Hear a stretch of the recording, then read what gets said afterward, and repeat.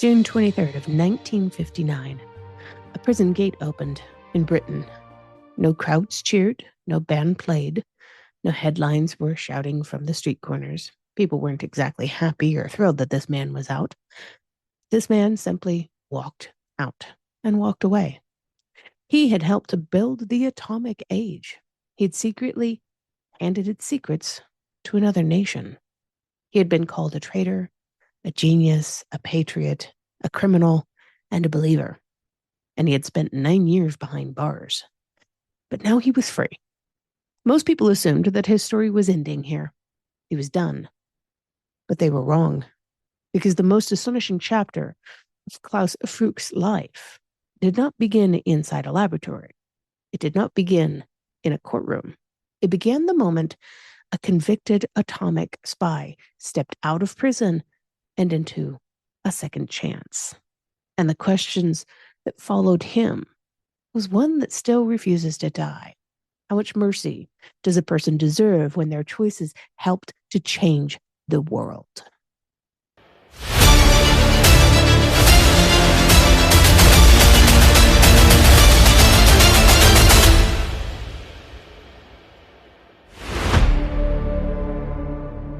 The morning of June 23rd, 1959, did not look especially important. The sky above Wakefield Prison was quite ordinary. The roads were ordinary, the weather was ordinary, the people going about their business were all quite ordinary. But history has a habit of hiding in ordinary moments like this. A door opens, a train departs, a signature is placed upon a document, a person walks away from a building. Well, Klaus Fuchs stepped through a prison gate after serving 9 years and 4 months of a 14-year sentence. He carried no visible sign that he had once stood at the center of one of the greatest secrets ever created. But appearances have always been unreliable companions at best. If you had seen him on the train platform, you might have mistaken him for a professor returning from a conference. He was quiet and reserved and very serious, the sort of man who rarely demanded any kind of actual attention in his appearance. That was part of the mystery. The world tends to imagine spies as charming adventurers moving through casinos and embassies and shadowy meetings.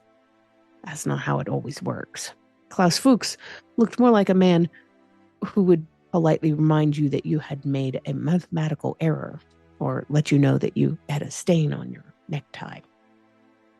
And yet few spies in history ever caused consequences quite as enormous as this man. To understand why his release stunned so many people, we have to go backward. Long before prison, long before the atomic bomb, long before the Cold War divided the world into fearful camps of East and West Germany. Klaus Fuchs was born in Germany in 1911. His father was a Lutheran pastor. The family was intellectual, politically engaged, and deeply concerned with the direction of society and where it was all going. These were polite people, but they had their own opinions. These were not easy years to be young in Germany. Remember, this is slightly before World War I. Political movements competed for power. Economic instability shaped daily life, especially for Klaus and his family. And families worried about their futures. Fuchs became involved in political causes as a very young student. He eventually joined the Communist Party. Dun, dun, dun. Yes, the communism was rife in Germany already. But then Germany changed because none other than Mr. Adolf Hitler rose to power. For many people, life became dangerous pretty much overnight, and Fuchs fled. He arrived in Britain as a refugee in 1933. And this is very important. Britain did not know it was welcoming a future spy. I mean, who could predict something like that? Britain believed that they were helping a talented young scientist escape a threatening situation. And in many ways, that's exactly what they were doing. Fuchs was brilliant. There was no point avoiding that description of him. He really was a genius. He was very, very intelligent. People who worked with him repeatedly described him as being one of the finest theoretical physicists that they had ever encountered. He earned advanced degrees. He impressed respected scientists. He built a reputation through discipline and intelligence rather than charm or self-promotion, as so many others did. But then the war arrived. The Second World War transformed the lives of millions of people, and it also transformed the world of science. Physicists suddenly found themselves working on problems that could determine whether nations survived or not. Among those problems was a terrifying possibility. Could an atomic bomb be built? If you saw the movie Oppenheimer last year, you already know the answer to this.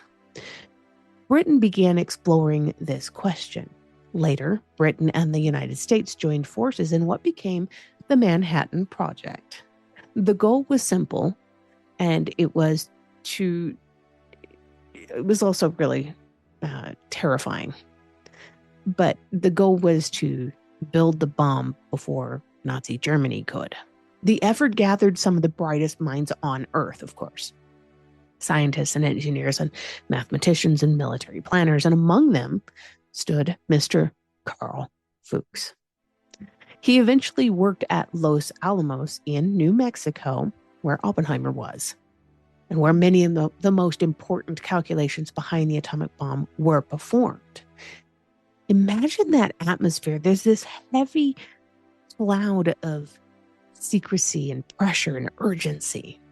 The knowledge that failure could change the outcome of an entire world war. The knowledge that success could change human history forever. And eventually it did. When the first atomic bomb was tested in 1945, humanity entered a new age. A single weapon now possessed the power to destroy entire cities. Good or bad, however you feel about that, I'm only stating the facts. The world has never truly recovered from this realization. But while Fuchs worked alongside Allied scientists, another story kind of unfolded in parallel to this. A hidden story. A story almost no one around him suspected. He was passing information to the Soviet Union the whole time. Not occasionally, not accidentally, and not through carelessness, but deliberately, systematically, for years. The information that this man shared involved some of the most closely guarded scientific secrets on Earth.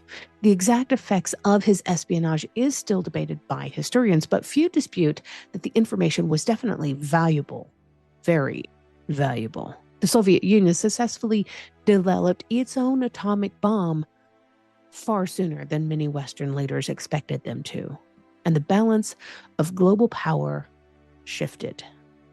The Cold War intensified, and fear multiplied. Trust evaporated.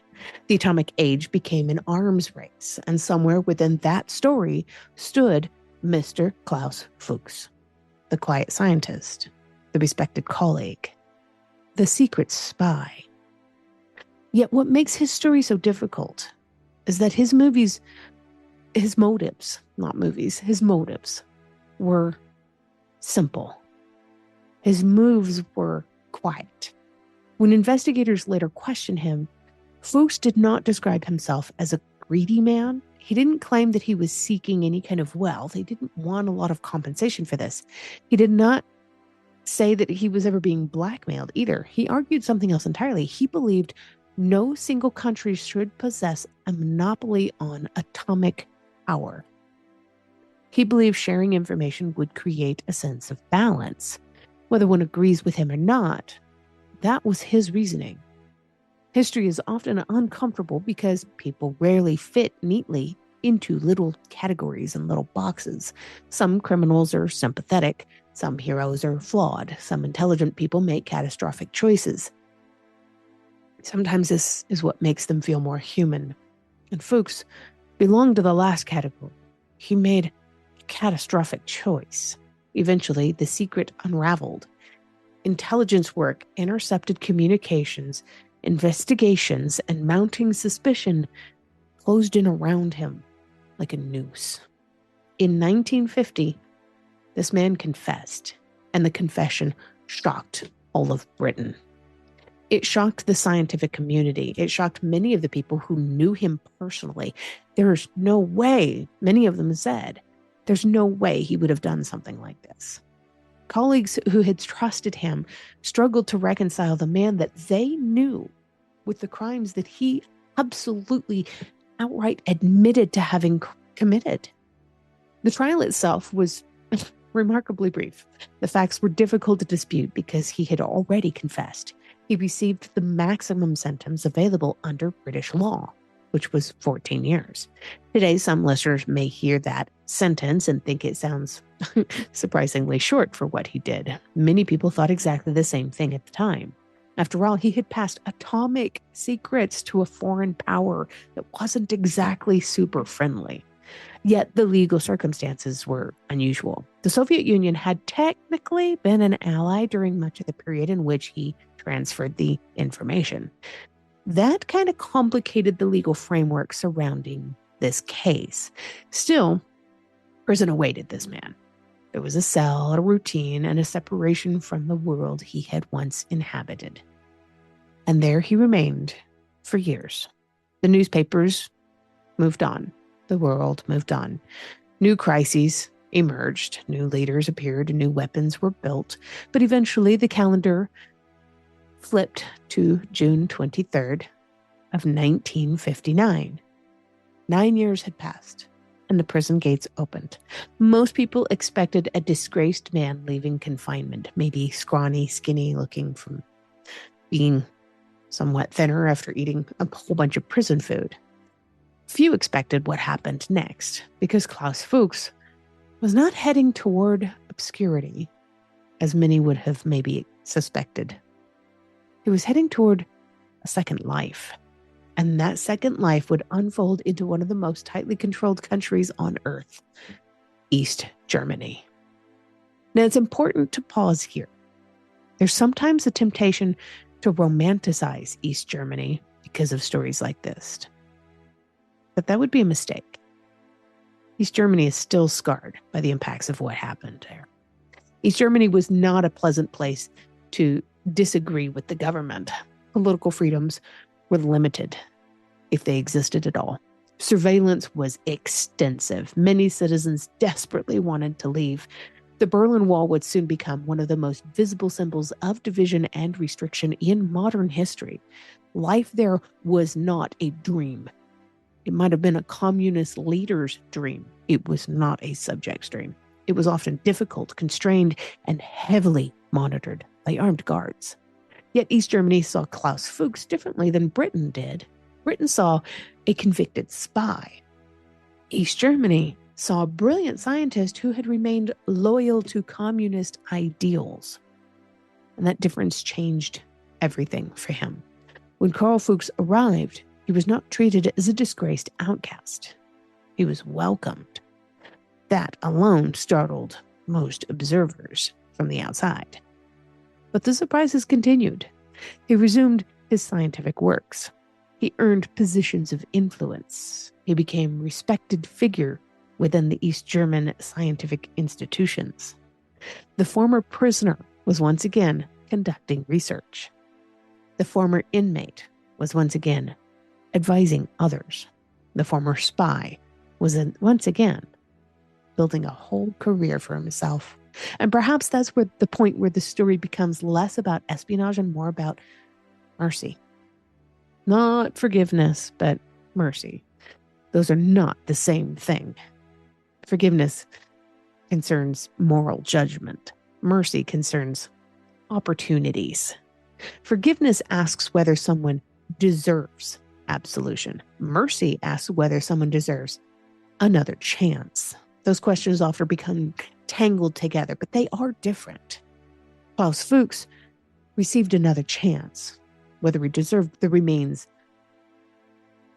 a matter of debate. Yet the chance itself was really undeniably real. He did work. He contributed. He built a new life. He eventually even got married. He remained active in science for decades. and he died in East Germany in 1988. This is well after I was born. He didn't die in a prison, not in exile, not in hiding. He died as a respected scientist within the nation that had embraced him upon his release. The nation, by the way, in which he was born. And that outcome somehow feels really strange. Perhaps because history trains us to expect neat endings, things tied up in a nice little bow. Crime leads to punishment, usually, right?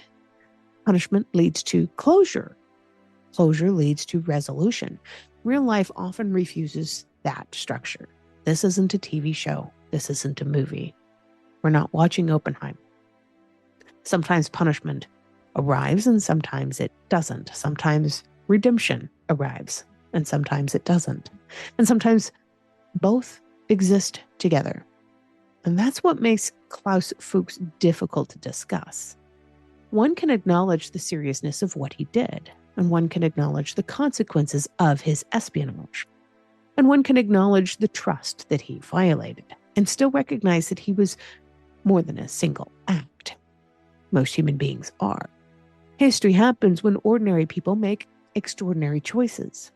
Some choices save lives. Some choices destroy lives. Some choices remain impossible to fully judge even decades later. Perhaps the most revealing detail is that the debate surrounding Klaus Fuchs never truly ended. Was he a traitor? Was he an idealist? Was he a man blinded by ideology? Was he a scientist convicted and convinced that he was preventing a dangerous imbalance? The arguments continue because each answer contains part of the truth and leaves part behind. That is the burden of complicated history. The people inside it rarely understand how they will be remembered. Klaus Fuchs likely could not have imagined that decades after his death, strangers would still be discussing his motives, his sentence, and his second chance. And yet here we are. Not because the answers are clear, but because they're not. Did he deserve a second chance? I myself received a second chance at life. I have fully embraced it. But we return to stories like this because they force us to examine ourselves. We ask what justice means. We ask what loyalty means. We ask what mercy means. And perhaps we discover that our answers reveal as much about us as they do about the people that we might be studying. On June 23rd of 1959, a prison gate opened. A convicted atomic spy stepped into freedom. The sentence had ended. The debate never did. So to close today's episode, I would love to hear your thoughts if you follow me on Facebook or on YouTube. I know on the other podcast platforms, you don't get the opportunity to leave comments. So come and find me on Facebook or YouTube if you would, please. If someone commits a grave wrong like this, but they serve their punishments and spend the rest of their life contributing something, valuable to society, should history remember them primarily for the harm that they caused or for what they did after they were given a second chance? Let us know in the comments. And, if you enjoy stories like this, deep dives into people you've probably never heard of, make sure you follow the History Happens Facebook page for more deep dives into history's most fascinating moments and characters. And subscribe to the podcast so you never miss an episode. Every subscriber helps, and you guys know how much I love hearing from you. So, thank you for watching.